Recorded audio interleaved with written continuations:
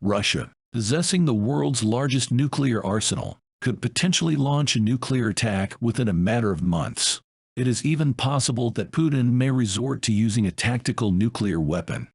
Given Russia's capacity to destroy the world multiple times over, humanity is perilously close to nuclear annihilation, as a single misunderstanding or miscalculation could trigger catastrophe. The current tensions between Russia and Ukraine are reminiscent of a battle for supremacy, with U.S. nuclear weapons playing a fundamental role in deterring nuclear attacks on the United States and its allies. It is concerning that some nations are brazenly boasting about their ability to not just destroy a particular country, but the entire planet. With nuclear-armed nations locked in a standoff, there is a risk that war could break out, forcing Russia to resort to its deadly nuclear weapons. Putin's nuclear arsenal includes the Tsar Bomba, the largest nuclear device ever created, which was tested on October 30, 1961, at the height of the Cold War. On that day, a Soviet bomber took off from the Alany airfield in Russia's Kola Peninsula, sending an unmistakable warning to the West. A plane, painted a bright white to reduce the impact of the flash, arrived at its target destination, Novaya Zemlya, a sparsely populated area in the desolate sea. The pilot brought his bare bomber to Mytishikabe, a Soviet testing range at a height of 34,000 feet, with another modified 216 following to film the blast that would make history. The massive bomb was attached to a parachute designed to delay its fall and detonation, giving the pilot enough time to fly out of range.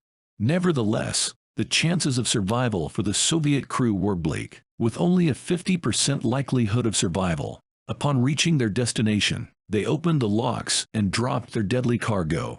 At 11:32 am Moscow time, the bomb exploded, generating a fireball 8 kilometers wide. The explosion produced approximately 57,000 kilotons of energy, with the flash visible from a distance of 1,000 kilometers. The small, uninhabited village of Severny, located 55 kilometers from ground zero, was flattened, and all buildings within this radius were completely destroyed. Windows within hundreds of kilometers were shattered.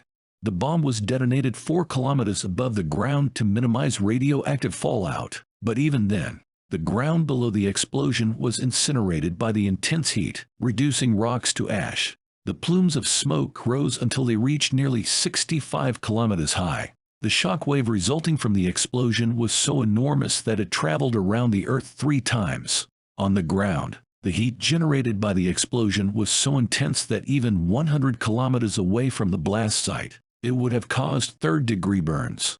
Although the warhead was detonated miles above the ground, it produced a powerful seismic wave with a magnitude of over 5.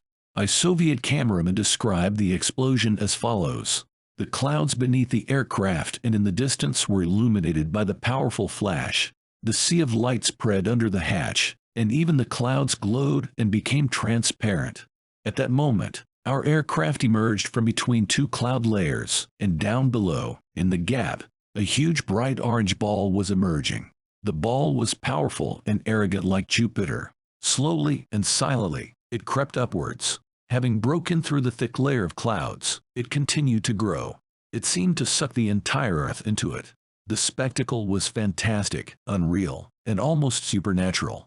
The bomb was 8 meters long, had a diameter of nearly 2.6 meters, and weighed more than 27 tons, equivalent to the weight of 5 elephants. It was so large that it couldn't even fit in the internal view of the massive plane that flew it to the test site, and the scale of its power was staggering.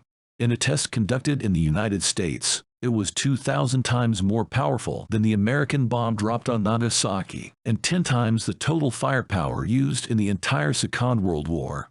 The little boy bomb was 15 kilotons of TNT, while the Tsar Bomba was equivalent to 58 megatons of TNT. As enormous as it was, the Tsar Bomba was still only half as powerful as its original plan, which was for a bomb with a 100 megaton yield.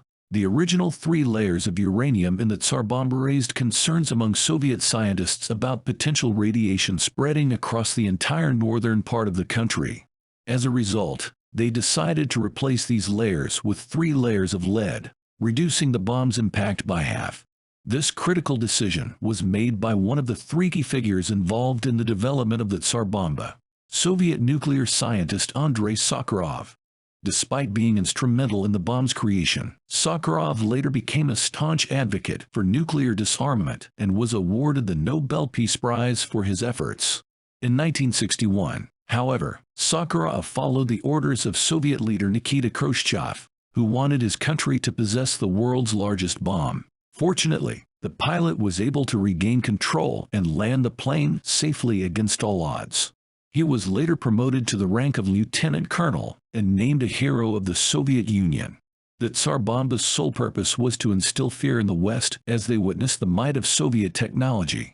The third person crucial to the success of the Tsar Bomba was pilot Andrei Dernovtsev, who dropped the bomb and managed to fly his plane nearly 45 kilometers away before the explosion. Despite this feat, the blast still caused his bomber to veer off course and drop almost a kilometer towards the ground. The Cold War began in 1947, and the race to acquire the world's most destructive weapon was already underway. The United States had already conducted the world's first nuclear test in 1945 and used 2 nuclear bombs on Hiroshima and Nagasaki in August of that same year to end World War II. This display of American power prompted Joseph Stalin to order the development of Soviet nuclear weapons within 5 years. In August 1949, the Soviet Union conducted its first nuclear test, codenamed RDS-1, at the Semipalatinsk test site in modern-day Kazakhstan. Meanwhile, the United States tested the world's first hydrogen bomb, called Mike, in 1952, and its largest nuclear device, Castle Bravo, in 1954. The frosty Cold War had given way to a nuclear arms race, with Soviet scientists also working to develop a hydrogen bomb and succeeding in testing their first in 1955. However, Nikita Khrushchev went a step further and ordered the creation of the most powerful bomb ever. Despite its code name supposed to be Ivan or Vanya, most of the Soviet scientists who developed the world's biggest bomb, including Andrei Sakharov, simply referred to it as the Big Bomb. Khrushchev called it Kuzka's mother, a Russian phrase meaning a lesson you will never forget.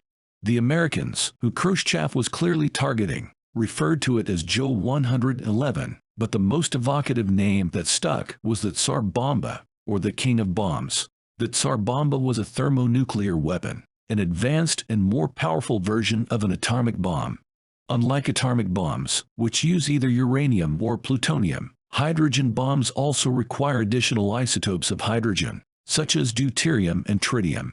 As a result, the reaction that causes the explosion is different.